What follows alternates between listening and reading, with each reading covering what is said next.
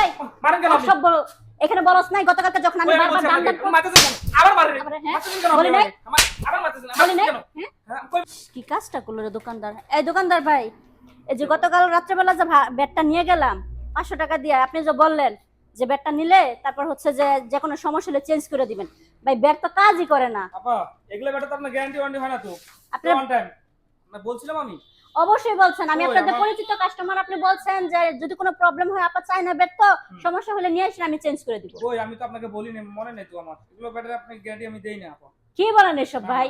আপনি হয়তো ব্যবহার করছেন আপা এই ব্যাট আরে ভাই দেখেন আপনি এটা লাইটই জ্বলেন, আমি ব্যবহার করলাম আপনি আজকে কোত্থেকে? আইলে বলবেন আপনি কালকে সাথে সাথে আইতেন আর বলতেন যে ভাই এই সমস্যা রাত্রে 10টা বাজে কি আপনার এখানে আসবো? তাহলে আপনি আইতেন এ কেমন ধরনের কথা? আপনি বলেন নাই যে আসলে চেঞ্জ করে দিবেন। ব্যাট চেঞ্জ হবে না কি বলছেন? ব্যাট চেঞ্জ হবে না ঠিক আছে অযথা ফেলাবেন লাভ নাই আপনি যান গা আসেন বাহিরে আসেন, কথা আছে। বাইরে কই যাব আমি আসেন এখানে আসেন, কই যাব বাইরে আসেন বাহিরে আসেন, বাইরে যাব কেন আমি আপনারা আসতে বলছি আসেন।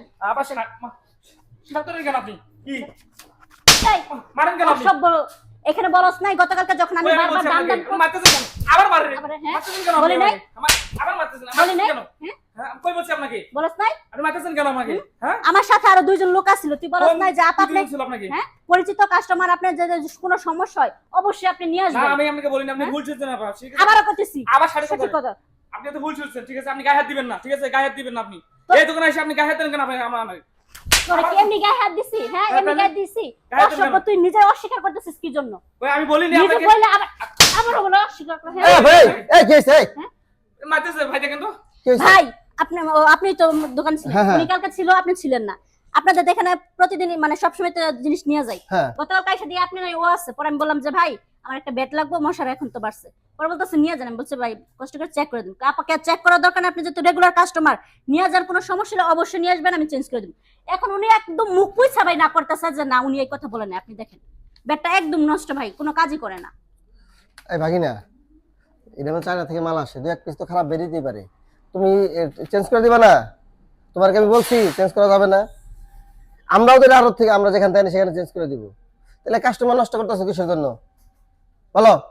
তা চেঞ্জ করো, চেঞ্জ করে দাও। উনি যখন আছে তোমার মারছে না, তোমার আরো আরো মার দেওয়া দরকার ছিল। তুমি তো কাস্টমার নষ্ট করতেছো, তুমি ব্যবসা নষ্ট করতেছো।